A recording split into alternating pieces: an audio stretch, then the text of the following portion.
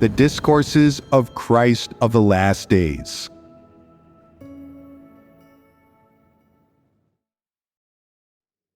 Only knowledge of the 6 kinds of corrupt dispositions is true self-knowledge. You should also be familiar with the 6th kind of corrupt disposition, wickedness. Let us start with when people preach the gospel. Some people reveal a wicked disposition when they preach the gospel. They do not preach according to principle, nor do they know what kind of people love the truth and are possessed of humanity. They only ever look for a member of the opposite sex that they click with, who they like and get on with. They don't preach to people they don't like or who they don't get on with. It doesn't matter whether a person aligns with the principles of spreading the gospel. If it's someone they're interested in, they won't give up on them. Other people might tell them that the person does not fit with the principles for spreading the gospel, but they still insist on preaching to them. There is a disposition inside them controlling their actions, making them satisfy their lascivious desires and achieve their own aims under the banner of spreading the gospel. This is nothing short of a wicked disposition. There are even those who know full well that they are wrong in doing this, and that doing so offends God and violates His administrative decrees, yet they do not stop. This is a kind of disposition, is it not? This is one of the manifestations of a wicked disposition. But not only should the revelation of lascivious desires be described as wicked, the scope of wickedness is broader than just the lust of the flesh. Have a think. What other manifestations of a wicked disposition are there? Since it is a disposition, it is more than just a way of acting. It involves many different states, manifestations, and revelations. That is what defines it as a disposition. Following along with worldly trends, not letting go of things related to the trends of the world. Not letting go of wicked trends is one kind. Being attached to the wicked trends of the world, chasing after them, being preoccupied with them, pursuing them with great passion. There are some who never let go of these things, regardless of how the truth is fellowshipped, no matter how they are pruned. It even reaches the point of infatuation. This is wickedness. So when people follow along with wicked trends, what manifestations indicate that they have a wicked disposition? Why do they love these things? What is involved in these wicked worldly trends that brings them psychological satisfaction, that satisfies their needs, and satisfies their predilections and desires? Say, for example, they like movie stars. What is it about these movie stars that drives this obsession and makes them follow them? It is the panache, flair, looks, and celebrity of these people, as well as the kind of extravagant life that they long for. All of these things they follow along with, are they all wicked? Yes. Why is it said that they are wicked? Because they run counter to the truth and positive things, and they are not in line with what God asks. This is doctrine. Have a go at analyzing these celebrities and movie stars. Their lifestyle, their demeanor, even the public persona and outfits that everyone worships so much. Why do they lead such a life? And why do they inspire others to follow them? They put a lot of effort into all this. They have makeup artists and personal stylists to create this image of theirs. So what is their aim in creating this image of themselves? to attract people, to mislead them, to make them follow them, and to benefit from this. And so, whether people worship these movie stars' fame, or their looks, or their lives, these are truly stupid and absurd actions. If a person were to be possessed of rationality, how would they worship devils? Devils are things which mislead, trick, and harm people. Devils do not believe in God, and they have no acceptance of the truth whatsoever. Devils all follow Satan. What are the goals of those who follow and worship devils and Satan? They want to emulate these devils, to model themselves on them, in the hope that one day they will become a devil, just as beautiful and sexy as these devils and celebrities. They like to enjoy this feeling. No matter which celebrity or eminent individual a person worships, the ultimate goal of these stars is the same: to mislead people, to attract people, and to make people worship and follow them. Is this not a wicked disposition? This is a wicked disposition, and it could not be more obvious. Wicked dispositions are also manifested in another way. Some people see that gatherings in the house of God always involve reading God's Word, fellowshipping the truth, and discussions of self-knowledge, the proper performance of duty, how to act in accordance with principles, how to fear God and shun evil, how to understand and practice the truth, and various other aspects of the truth. Having listened for all these years, they begin to get more fed up the more they listen, and they begin to complain, saying, "Isn't the purpose of faith in God to gain blessings? Why are we always talking about the truth and fellowshipping on God's Word? Does it ever end? I'm sick of it." But they don't want to return to the secular world. They think to themselves, "Faith in God is so dull, it's boring. How can I make it a little more interesting? I must find something interesting." So they go around asking, "How many believers in God are there in the church? How many leaders and workers are there? How many have been replaced? How many are young university students and graduate students? Does anyone know the number?" They treat these things and this data as the truth. What disposition is this? This is wickedness, commonly referred to as vileness. They've heard so many truths, but not one of them has inspired sufficient attention or focus in them. As soon as someone has some gossip or internal news, their ears immediately prick up. They're afraid of missing it. This is vileness, is it not? What characterizes vile people? They don't have the slightest interest in the truth. They are only interested in external matters, and tirelessly and rapaciously seek out gossip and things that have no bearing on their life entry or on the truth. They think that figuring out this stuff, all this information, and holding it all in their head, means that they possess the truth reality, that they are well and truly a member of God's house, that they will surely be approved of by God and able to enter God's kingdom. Do you think that is really the case? No. You can see through this, but many new believers in God can't. They are fixated on this information. They think knowing these things makes them a member of God's house. But in fact, God loathes such people the most. They are the most vain, superficial, and ignorant of all people.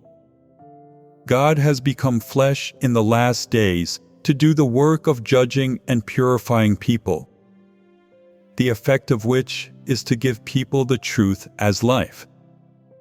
But if people do not focus on eating and drinking of God's word, and are always trying to find out gossip, and trying to find out more about the internal affairs of the church, are they pursuing the truth? Are they people that do proper work? To me, these are wicked people. They are not believers. People like this could also be called vile. They only ever focus on hearsay. This satisfies their curiosity, but they are loathed by God. These are not people who truly believe in God, much less people who pursue the truth. They are, quite simply, the servants of Satan, who come to disturb the work of the church. More than that, people who are always examining and investigating God are the servants and minions of the great red dragon. God hates and is disgusted by these people most of all. If you believe in God, why do you not trust in God? When you examine and investigate God, are you searching for the truth? Does searching for the truth bear any relation to the family into which Christ was born, or the environment in which he grew up? People who are always putting God under the microscope, are they not disgusting? If you constantly have notions about things to do with Christ's humanity, you should spend more time pursuing the knowledge of God's words. Only when you understand the truth will you be able to resolve the problem of your notions. Will examining Christ's family background or the circumstances of his birth allow you to know God? Will this allow you to discover the divine essence of Christ? Absolutely not. People who truly believe in God devote themselves to God's words and the truth. Only this is conducive to knowing the divine essence of Christ. But why are those who constantly scrutinize God constantly engaging in vileness? These trashy people who lack spiritual understanding should hurry up and get out of God's house. So many truths have been expressed. So much has been fellowshipped during gatherings and sermons. Why must you still scrutinize God? What does it mean that you are always scrutinizing God? That you are extremely wicked. What's more, there are even those who think that learning all this trivial information gives them capital, and they go around showing it off to people. And what happens in the end? They are loathsome and disgusting to God. Are they even human? Are they not living demons? How are they people who believe in God? They devote all their thoughts the way of wickedness and crookedness. It's as if they think that the more hearsay they know, the more they are a member of God's house, and the more they understand the truth. People like this are utterly absurd. In the house of God, no one is more disgusting than them. Some people constantly focus on unrealistic things in their faith. For example, some people are always examining what the kingdom is like, where the third heaven is, what the underworld is like, and where hell is.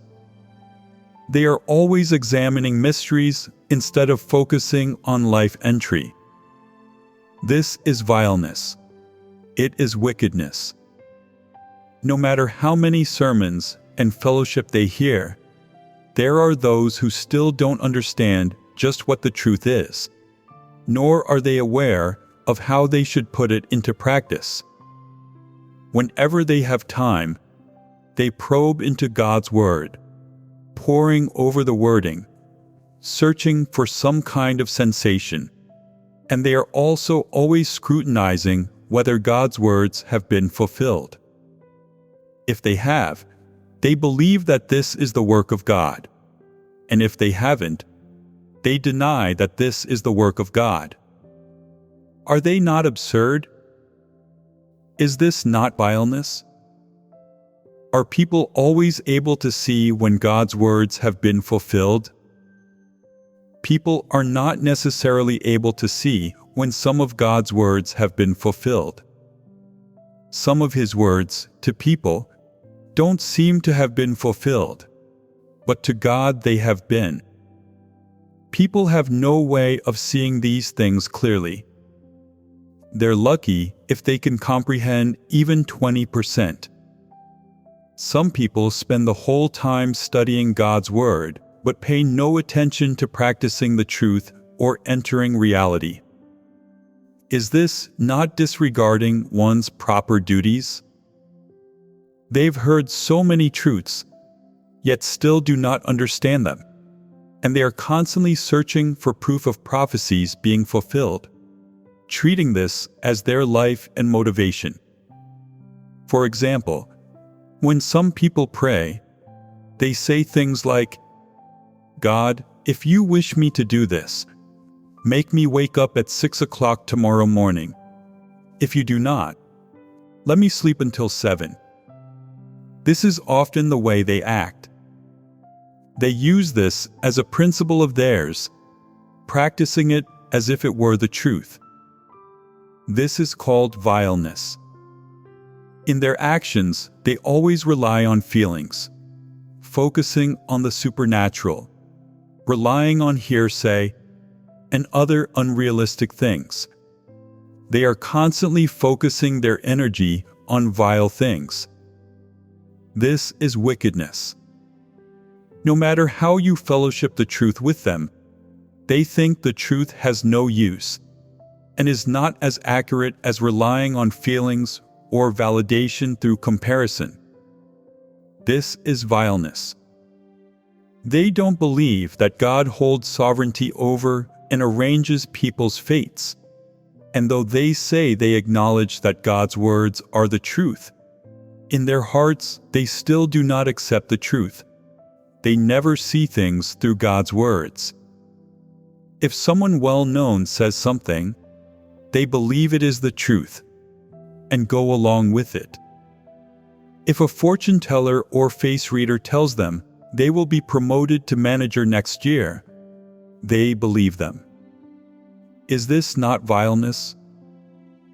They believe in divination, fortune-telling, and supernatural things, and these vile things alone.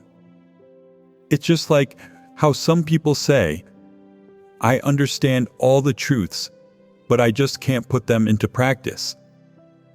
I don't know what the problem is. Now we have the answer to this question. They are vile. It does not matter how you fellowship the truth to such people. It will not get through to them, nor will you see any effect.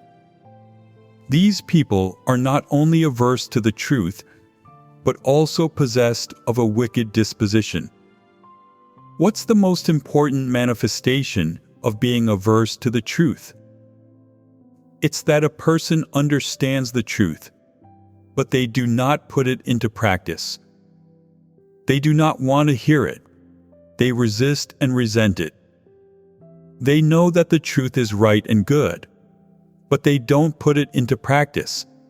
They are not willing to take this path, nor do they wish to suffer or pay a price, much less suffer any losses. Wicked people are not like this. They think that wicked things are the truth, that is the right way, and they chase after these things and try to emulate them and constantly focus their energy on them. God's house often fellowships the principles of prayer. People can pray whenever or wherever they wish to, without any time constraints. They simply need to come before God, speak the words in their heart, and seek the truth. These words should be heard often, and they should be understood easily. But how do wicked people put this into practice?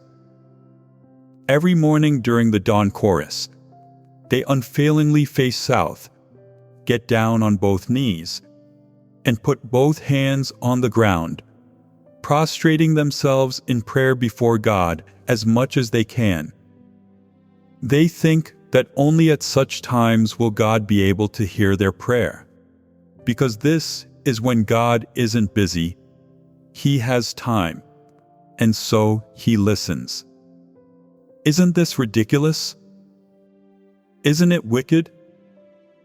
There are others who say that the most effective time to pray is at 1 or 2 o'clock at night, when all is quiet. Why do they say this? They too have their reasons. They say that at that time everyone is asleep. God only has time to deal with their affairs when He is not busy. Isn't this absurd? Isn't it wicked? No matter how you fellowship the truth with them, they refuse to accept it. They are the most absurd people, and they are incapable of understanding the truth. There are others who say, when people believe in God, they must do good things and be kind, and they must not kill or eat meat. To eat meat is to kill, to sin, and God does not want people who do this. Do these words have any basis? Has God ever said any such thing? No. So who said this? This was said by an unbeliever, by an absurd type. In fact, the people who say this don't necessarily not eat meat. Or it may be that they don't eat it in front of other people, but they eat a lot of it in private. These people are really good at pretending and spread fallacies everywhere they go. This is wickedness. Such people are so vile. They treat these heresies and fallacies as commandments and regulations, and they even practice and stick to them as if they were the truth, or God's demands, energetically and shamelessly teaching others to do the same. Why do I say that these people's way of doing things, their way of phrasing things, and the means by which they pursue are wicked? Because these have no connection to the truth. So anything not connected to the truth is wicked? Such an understanding is highly problematic. There are things in people's everyday lives that are unconnected to the truth. Does it not twist the facts to say that they are wicked? That which is not condemned by God cannot be said to be wicked. Only that which is condemned by God can be described as wicked. It would be a major mistake to define everything unconnected to the truth as wicked. The details of life's necessities, eating, sleeping, drinking, resting, for example, are these connected to the truth? Are these things wicked? These are all normal needs. They are part of people's daily regimen. They are not wicked. So why were the actions I just mentioned classed as wicked? Because those ways of doing things take people onto a path that was wrong and ludicrous. It takes them onto the path of religion. Their practicing in this way, and their teaching others to act in this way, takes people onto the path of wickedness. This is an inevitable result. When people worship wicked worldly trends and walk the path of wickedness, how do they end up? They become depraved. They lose reason. They have no shame. And ultimately, they are completely carried away by the trends of the world, and they walk to destruction, no different from the unbelievers. Some people not only regard these heresies and fallacies as regulations to be followed or commandments to be obeyed, but they also hold on to them as the truth. This is an absurd person, utterly lacking spiritual understanding. Ultimately, they can only be eliminated. Could the Holy Spirit work in anyone whose comprehension of the truth is so distorted? No. The Holy Spirit does not work in these people, in which case the evil spirits do, because the path these people walk is the path of wickedness. They are hastening along the path of the evil spirits, which is precisely what these evil spirits need. And the result? These people are possessed by evil spirits. Before, I said that devils and Satan, like roaring lions, stalk abroad, searching for people to devour. When people walk the crooked and wicked path, they will inevitably be snatched away by the evil spirits. There is no need for God to give you to the evil spirits. If you do not pursue the truth, you will not be protected, and God will not be with you. God will not care about you if He cannot gain you, and the evil spirits will take this opportunity to slide in and possess you. This is the consequence, is it not? All those who are averse to the truth and who constantly condemn the work of God's incarnation, and who go along with worldly trends, who blatantly misinterpret God's words and the Bible, who spread heresies and fallacies, all these things they do are born of wicked dispositions.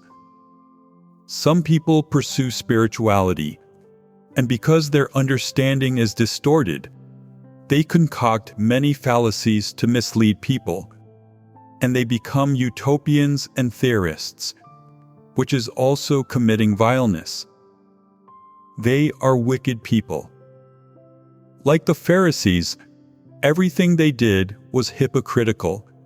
They didn't practice the truth and misled people into looking up to them and worshiping them. When the Lord Jesus appeared to work, they even crucified Him.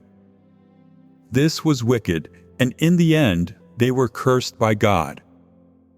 Today, the religious world not only casts judgment on and condemns the appearance and work of God, but what is most loathsome is that it also stands on the side of the great red dragon, joining with wicked forces in persecuting God's chosen ones and standing as an enemy of God in tandem. This is wicked. The religious community has never hated the wicked forces of Satan. It does not hate the wickedness of the country of the great red dragon, but instead prays for and blesses them. This is wicked. Any behavior that is linked to or cooperating with Satan and evil spirits can collectively be called wicked.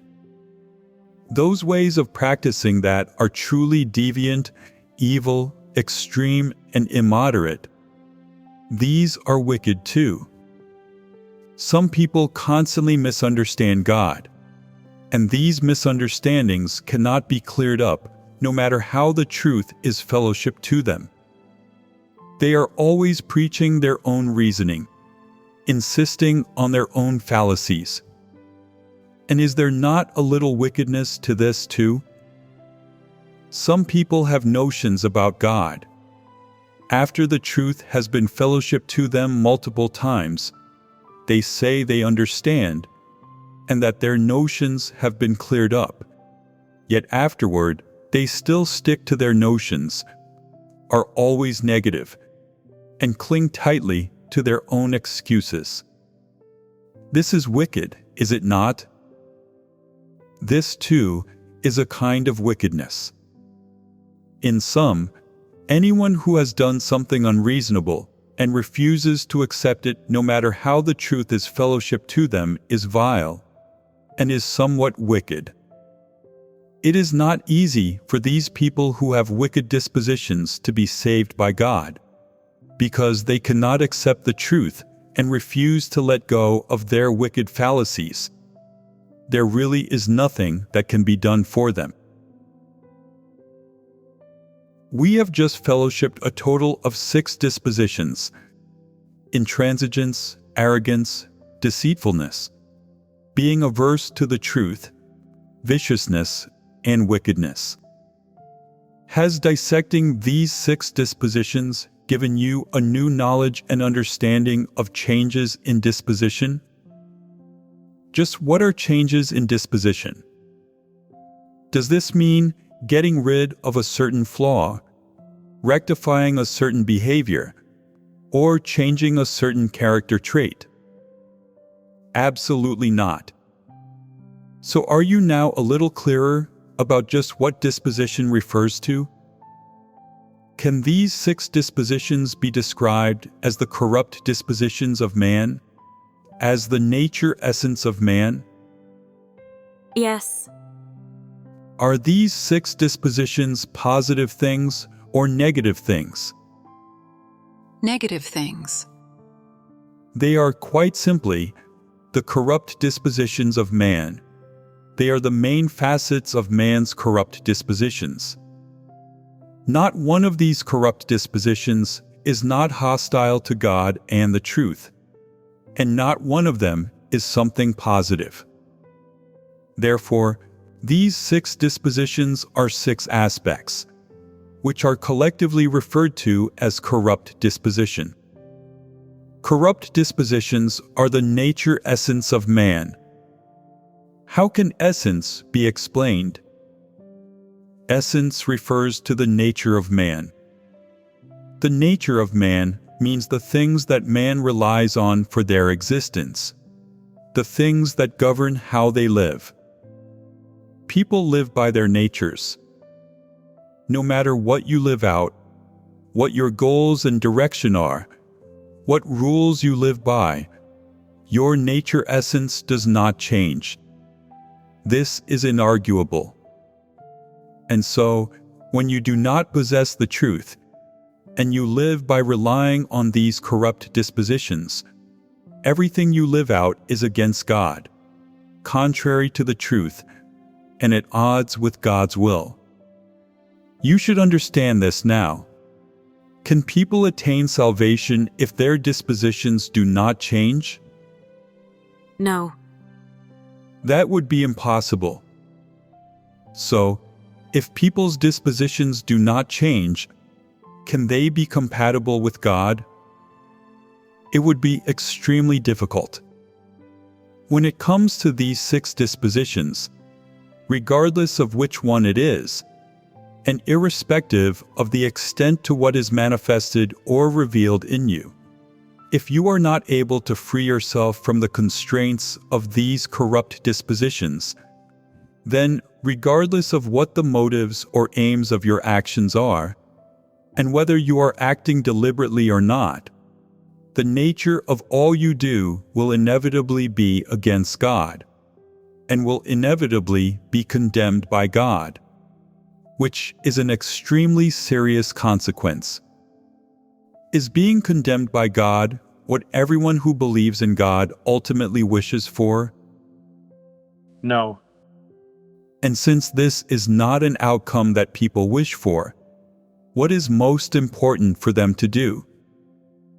They should know their own corrupt disposition and corrupt essence, understand the truth, and then they should accept the truth. Gradually, bit by bit, casting off these corrupt dispositions in the settings created for them by God, and attaining compatibility with God and the truth. This is the path to changes in one's disposition. Previously, there were those who viewed changing their dispositions as very easy and straightforward. They believed that, as long as I force myself to not say things in opposition to God or do anything that will disrupt or disturb the work of the church, and as long as I have the right perspective, my heart is right, and I understand a little more of the truth, put in more effort, suffer more, and pay more of a price, then after a few years, I will definitely be able to achieve a change in my disposition. Do these words hold water? No. Where is their mistake? They have no knowledge of their corrupt disposition. What is the aim of knowing your corrupt disposition? To change. And what is the outcome of this change? To gain the truth. Measuring whether there has been a change in your disposition requires looking at whether your actions are congruent with the truth or in violation of the truth, whether they are born of human will or of satisfying the requirements of God.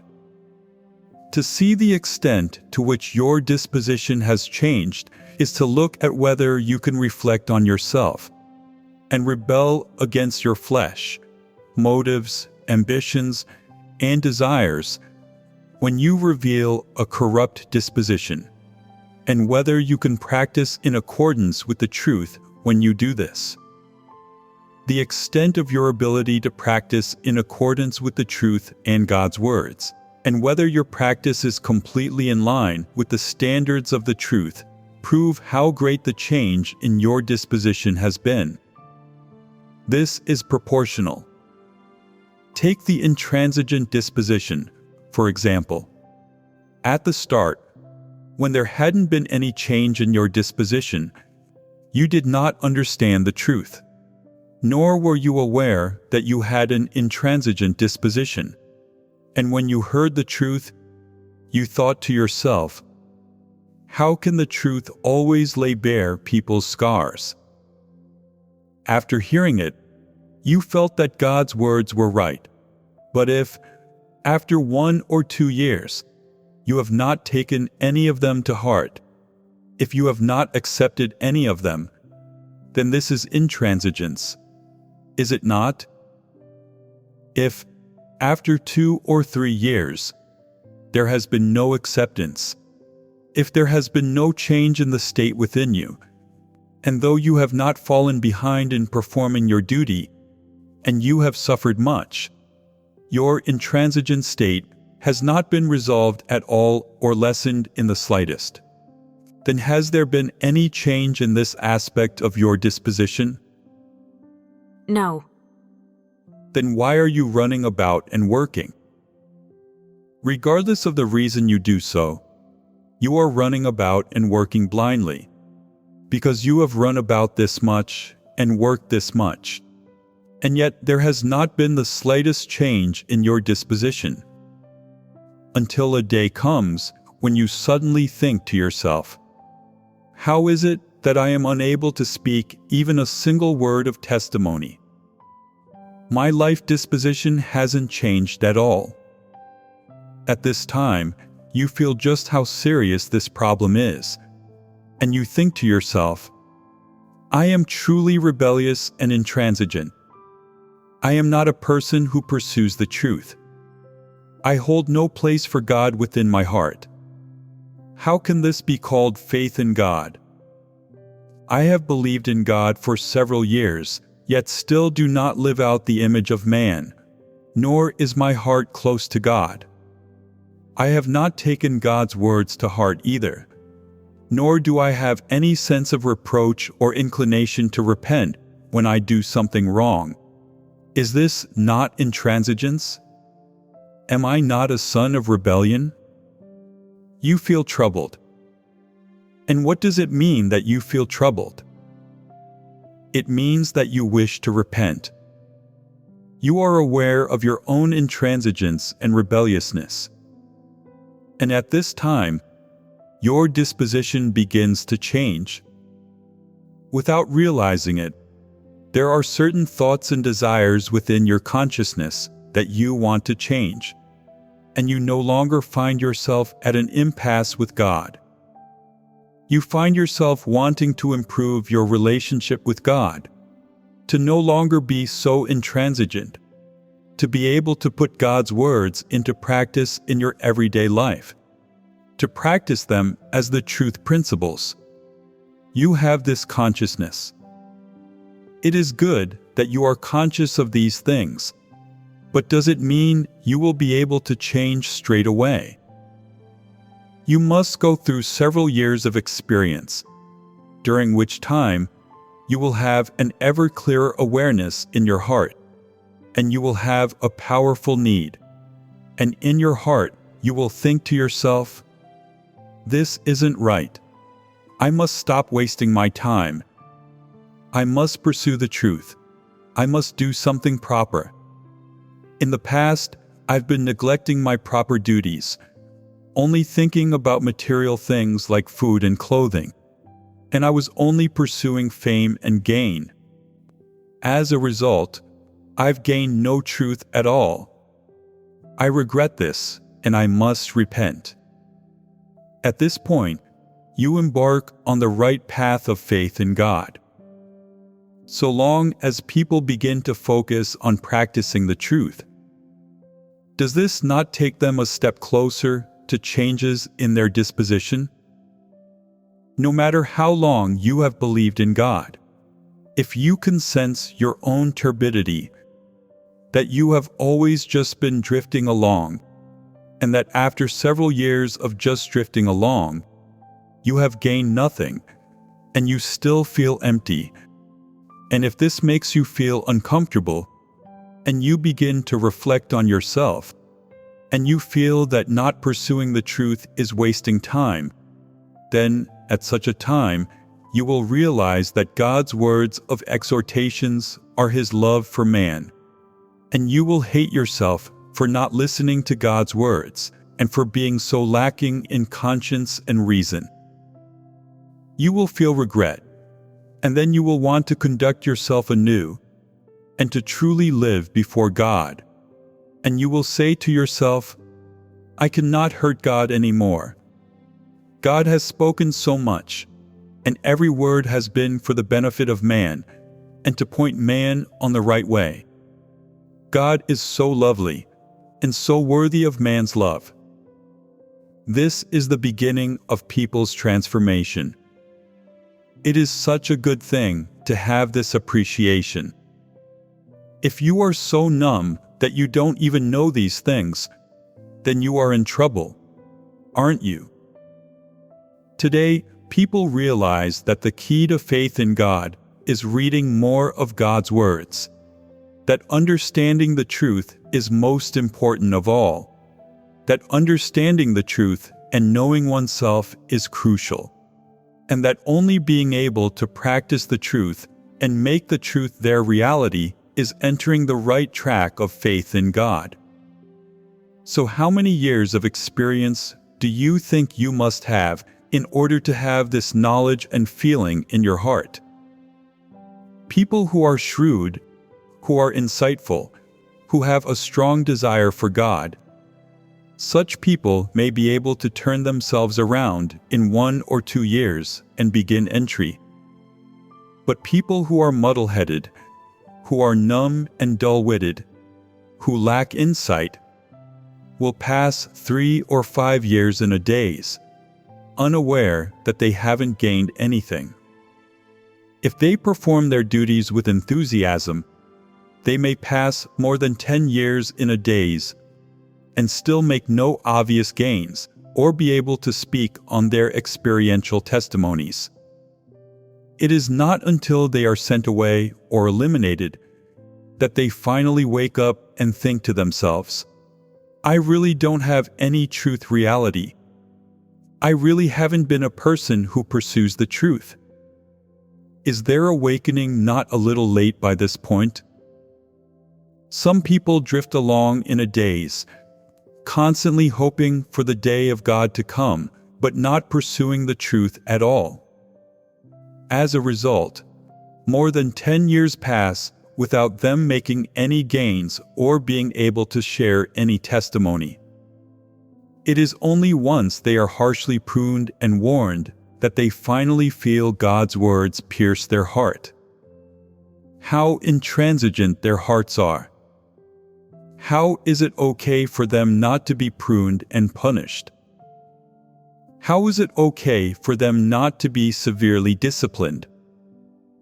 What must be done to make them aware, for them to react? Those who don't pursue the truth won't shed a tear until they see the coffin. It is only once they've done a great deal of demonic and evil things that realization comes to them, and they say to themselves, "Is my faith in God over? Does God not want me anymore? Have I been condemned?" They begin to reflect. When they are negative, they feel that all these years of believing in God have been a waste, and they are full of resentment and are inclined to give up on themselves as hopeless. But when they come to their senses, they realize that, "Am I not just hurting myself? I must get back on my feet. I was told I do not love the truth. Why was I told this? How do I not love the truth? Oh no, not only do I not love the truth, but I can't even put the truths I do understand into practice." This is a manifestation of being averse to the truth. Thinking this, they feel somewhat remorseful and somewhat afraid too. "If I carry on like this, I will surely be punished. No, I must quickly repent. God's disposition must not be offended." At this time, is their level of intransigence reduced? It is like a needle has pierced their heart. They feel something. And when you have this feeling, your heart is stirred, and you start to feel interested in the truth. Why do you have this interest? Because you need the truth. Without the truth, when you are pruned, you cannot submit to it or accept the truth, and you cannot stand firm when you are tested. If you were to become a leader, would you be able to refrain from being a false leader and from walking the path of an antichrist? You would not. Can you overcome having status and being praised by others? Can you overcome the situations you are put in and the tests you are given? You know and understand yourself all too well, and you will say, "If I do not understand the truth, I cannot overcome all of this. I am trash. I am capable of nothing." What kind of mentality is this? This is needing the truth. When you are in need, when you are at your most helpless, you will only want to depend on the truth. You will feel that nobody else can be depended on, and that only depending on the truth can solve your problems and allow you to make it through prunings, trials, and temptations, and help you make it through any situation. And the more you depend on the truth, the more you will feel that the truth is good, useful, and of the greatest help to you, and that it can solve all your difficulties. At such times, you will begin to yearn for the truth. When people reach this point, does their corrupt disposition start to diminish or change little by little? From when they begin to understand and accept the truth, the way people see things begins to change, following which their dispositions also begin to change. This is a slow process. In the early stages, people are not able to perceive these tiny changes. But when they truly understand and are able to practice the truth, there begin to be essential changes, and they are able to feel such changes. From the point when people begin to have a longing and hunger for the truth, and wish to seek the truth, to the point when something happens to them, and, based on their understanding of the truth, they are able to put the truth into practice and satisfy God's will, and not act according to their own will, and are able to overcome their motives, and overcome their own arrogant, rebellious, intransigent, and betraying heart, then bit by bit, does the truth not become their life. And when the truth becomes your life, the arrogant, rebellious, intransigent, and betraying dispositions within you cease to be your life and can control you no more. And what guides your comportment at this time? The words of God. When the words of God have become your life, has there been a change? And afterward, the more you change, the better things get. This is the process by which people's dispositions change, and achieving this effect takes a long time. Just how long changes in disposition take depends on the person. There is no set time frame for this. If it is someone who loves and pursues the truth, then changes in their disposition will be seen in 7, 8, or 10 years. If they are of average caliber and also willing to pursue the truth, it may take around 15 or 20 years before changes are seen in their disposition. What's key is the person's determination to pursue the truth and how insightful they are. These are the determining factors. Every kind of corrupt disposition exists in every person to varying degrees. They are all the nature of man, and they are all deeply rooted. However, by pursuing and practicing the truth, and by accepting God's judgment, chastisement, pruning, trials, and refinement, varying degrees of change can be achieved in every disposition. Some people say, if that's the case, are changes in disposition not just a matter of time? When the time comes, I will know what changes in disposition are, and I will be capable of entry. Is this the case? Absolutely not. If time is all it takes to achieve changes in disposition, then all those people who have believed in God their whole lives should have achieved changes in their disposition as a matter of course. But is this how things really are? Have these people gained the truth? Have they achieved changes in their disposition?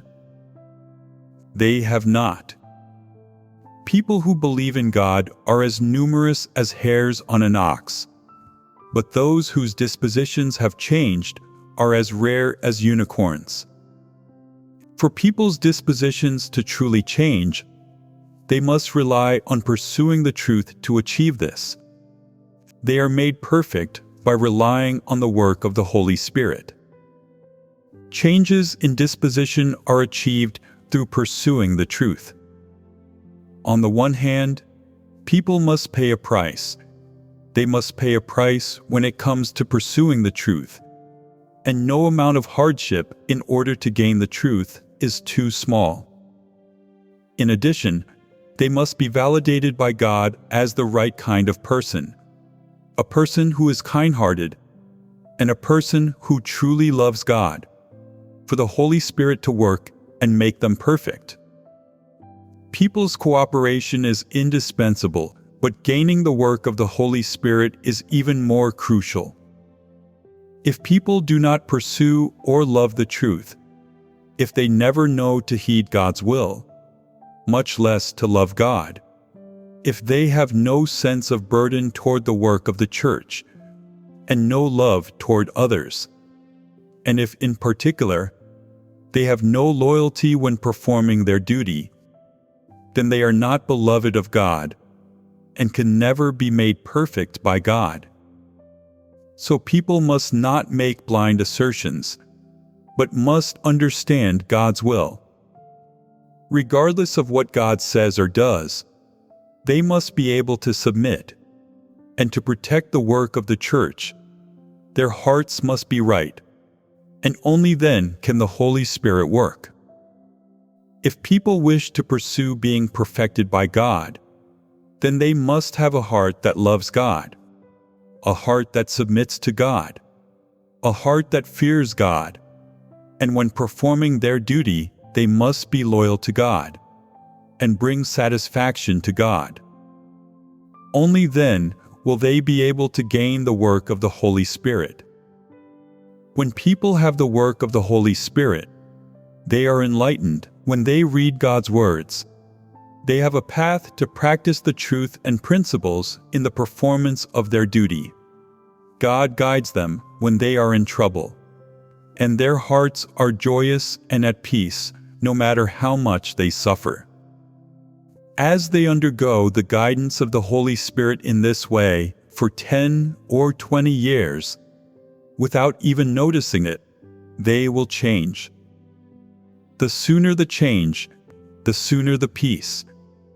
The sooner the change, the sooner they can become happy. Only when people's dispositions change can they find true peace and joy. Only then can they lead truly happy lives. Those who do not pursue the truth have no spiritual peace or joy. Their days grow ever more empty and ever harder to bear. For those who believe in God but do not pursue the truth, their days are filled with pain and suffering. And so, when people believe in God, nothing is more important than gaining the truth. To gain the truth is to gain the life, and the earlier the truth is gained, the better. Without the truth, people's lives are empty. To gain the truth is to find peace and joy, to be able to live before God, to be enlightened, guided, and led by the Holy Spirit's work. There will be more and more light in their heart, and their faith in God will grow ever greater. So now, is the truth relating to changes in disposition clearer to you? Yes, we understand now. If this is truly clear to you, then you have a path, and you know how to be effective in pursuing the truth.